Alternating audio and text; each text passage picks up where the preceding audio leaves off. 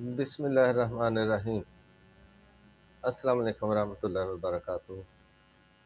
جی بھائیو دوستو، آج میرا موضوع ہے نیند میں چلنا، سلیپ واکنگ۔ کچھ لوگ، بچے، جوان، بوڑھے، عورتیں، مرد، ہر کسی کو یہ بیماری، ہر جنس کو، بڑوں کو، چھوٹوں کو ہو سکتی ہے۔ کچھ لوگ نیند میں چلنا شروع کر دیتے ہیں۔ ایکچولی یہ ایک نفسیاتی مرض ہے۔ کچھ لوگ نیند میں صرف چلتے ہیں اور کچھ لوگ نیند میں چل کر کوئی ایکشن بھی کرتے ہیں۔ کچھ لوگ نیند میں چل کر کسی دوسرے کی پٹائی بھی کر دیتے ہیں۔ کچھ لوگ نیند میں چل کر کوئی کام بھی کر کے تو واپس آ کے لیٹ جاتے ہیں۔ جب ان کو صبح بتائیں کہ آپ نے رات یہ کام کیا اٹھ کے، تو وہ کہتے ہیں مجھے تو کوئی پتہ نہیں، اور ان کو واقعی نہیں پتہ ہوتا۔ اسی طرح کہ ایک کمرے میں لیٹے ہیں، ایک دوست اٹھتا ہے، وہ دوسرے دوست کو جناب وہ جا کے پھینٹی لگا کے لیٹ جاتا ہے، تو وہ صبح گلا شکوہ کرتا ہے کہ رات آپ نے مجھے مکے مارے، تو وہ کہتا ہے یار مجھے تو پتہ نہیں ہے۔ تو یہ سارے کا سارا یہ جو مسئلہ ہے یہ نفسیاتی ہے۔ اسباب جو ہیں اس کے کچھ بھی ہو سکتے ہیں، کوئی اسباب بھی ہو، لیکن آفٹر آل یہ دماغی مسئلہ ہے، نفسیاتی مسئلہ ہے۔ اور کچھ لوگ اس کو جنات کے خاتے میں ڈالتے ہیں کہ اس پہ جن آ گیا ہے، اس پہ پری آ گئی ہے، اس پہ چڑیل آ گئی ہے۔ بھائی کوئی ایسی بات نہیں ہے، نہ کوئی جن آتا ہے، نہ کوئی چڑیل آتی، نہ کوئی پری آتی ہے۔ یہ جو جنات ہیں، پریاں ہیں، چڑیلیں ہیں، ان کو اور بڑے کام ہیں یار، انہوں نے بھی اپنی کوئی روزی روٹی کمانی ہوتی ہے، اور ان کے بڑے کام ہے، ان کی ایک اپنی سوسائٹی ہے، ایک کمیونٹی ہے ان کی، اور ان کے اپنے کام ہیں، ان کے مسائل ہیں۔ اتنے وہ فارغ نہیں ہیں کہ آ کے آپ کو اٹھا کے تو کام کرواتے پھریں، یا یہ باتیں نہیں ہیں۔ ہوتا یہ ہے کہ کچھ لوگ جو ہے وہ نشہ کرتے ہیں۔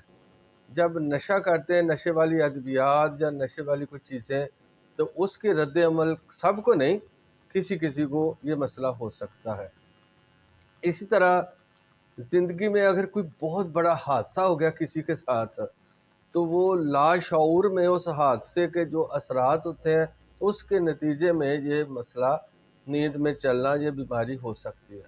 کسی نے اپنے بہت ہی پیارے کو کھو دیا ہے، کسی کا بہت پیارا دنیا سے رخصت ہو گیا ہے، جو کہ وہ اس کو ابھی ایکسپیکٹ نہیں کر رہا تھا، تو یہ حادثہ بھی اس کے دل و دماغ پر اتنا اثر انداز ہوتا ہے کہ لاشعور میں اس کے پھر یہ اثرات ہوتے ہیں کہ وہ رات کو نیند میں چلتا ہے، بڑبڑاتا بھی ہے، اور ہو سکتا ہے کہ ایسے لوگ وہ رات کو اٹھ کر قبر پہ بھی چلے جاتے ہیں۔ تو اسی طرح اب کچھ لوگوں، موسٹلی ان میں سے جتنے لوگ یہ نیند میں چلتے ہیں، ان میں 50% لوگ ایسے ہیں، 50%، ہاف ایسے لوگ ہیں جن کو معدے کے مسائل ہوتے ہیں، معدے میں گیس بنتی ہے، تبخیر بنتی ہے، وہ دماغ میں جاتی ہے، دماغ کو ڈپریس کرتی ہے۔ ایسے لوگ جب رات کو پیٹ بھر کے کھانا کھاتے ہیں، وہ بہت ہی مغلظ قسم کے کھانے کھاتے ہیں، ثقیل قسم کے کھانے کھاتے ہیں، تو پھر سو جاتے ہیں، تو اس کے نتیجے میں یہ پھر رات کو نیند میں چلتے ہیں، واک کرتے ہیں۔ واک ویسے تو وہ کرتے نہیں ہیں، مطلب وہ نہ سیر کرتے ہیں، نہ کوئی کھانا کھا کے، تو پھر نیند میں دماغ انہیں اٹھا کے واک کروا دیتا ہے۔ اچھا جی، تو دماغ کی کمزوری جو ہے، دماغ کی کمزوری وہ بھی ایک سبب ہو سکتا ہے۔ اور ڈپریشن کا شکار ہونا، یہ بھی اس کا سبب ہے۔ منفی سوچ، حسد، بغض، یہ بھی اس کی ایک سبب ہے، اسباب میں سے ایک سبب ہے۔ تو ایسے لوگ جو ہیں وہ پھر جس طرح کی سوچ رکھتے ہیں، سوچتے ہیں دن کو، اور اس سوچ کے نتیجے میں وہ آ کے جناب نیند میں چلتے ہیں، تو ان کا جو تشفی نہیں ہوتی دن کو، تو وہ حسد رکھتے ہیں کہ کسی کا فلانا نقصان ہو جائے، یہ ہو جائے، وہ ہو جائے، کسی کو مارنا چاہتے ہیں، پیٹنا چاہتے ہیں، تو پھر لاشعور میں یہ باتیں ہوتی ہیں، تو رات میں نیند میں اٹھ کر وہ حسد اور بغض والا جو شوق ہے وہ دماغ ان سے پورا کروا دیتا ہے۔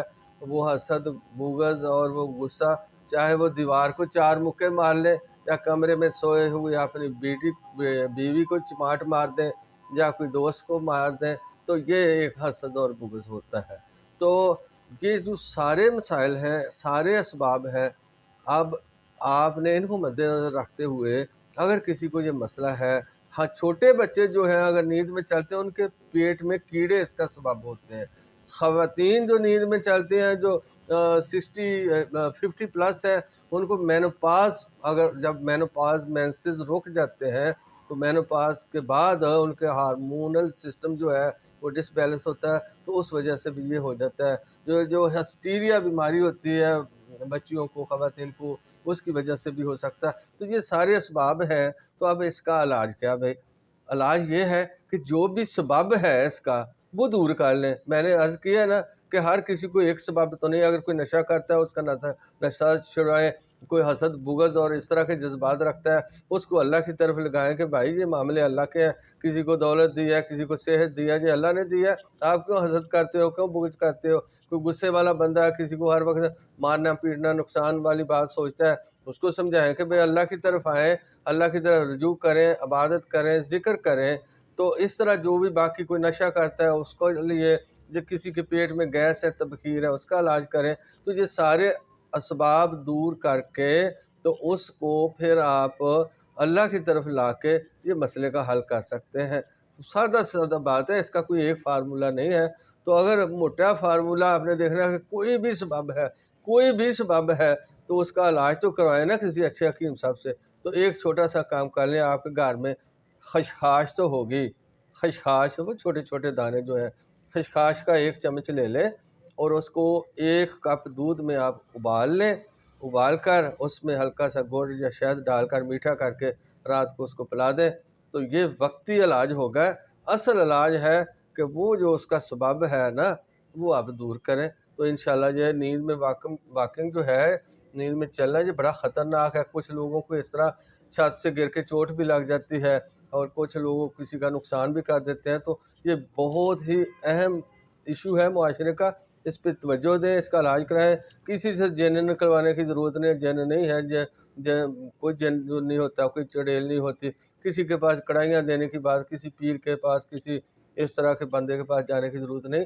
یہ خالص نفسیاتی مسئلہ ہے اور اس کا نفسیاتی ہی حل ہے۔ جزاک اللہ خیر۔ ویڈیو اچھا لگا ہے تو لائک کر دیں اور دوسروں سے بھی شیئر کر دیں۔